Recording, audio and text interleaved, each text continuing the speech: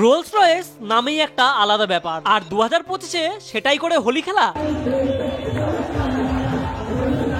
বসন্ত উৎসবে সারা ভারত জুড়ে যে সমস্ত হোলি ইভেন্টগুলো হয় তার মধ্যে রোলস রয়েস হোলির নাম কিন্তু অন্যতম। আর সেটা যে আমি এইভাবে সামনে থেকে দেখতে পাবো সত্যি স্বপ্নেও ভাবিনি।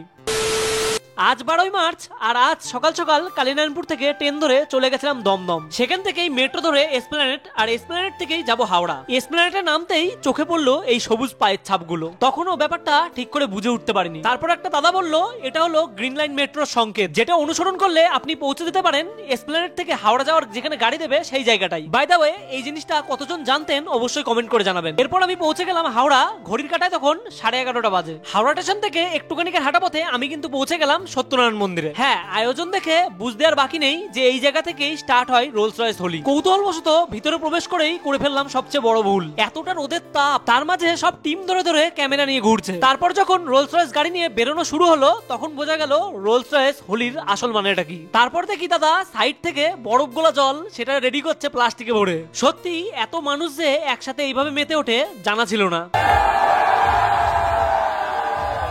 রোলস রয়েস হোলি আপনারা সামনে থেকে কেউ কখনো দেখেছেন নাকি অবশ্যই কমেন্ট করে জানাবেন। যখন পুরো হাওড়া ব্রিজ জুড়ে হোলির আনন্দে মানুষগুলো মেতে ওঠে সেটা সামনে থেকে দেখতে অনেক বেশি ভালো লাগে। আপনারা কি কোথা থেকে ভিডিওটি দেখছেন অবশ্যই কমেন্টে জানাবেন।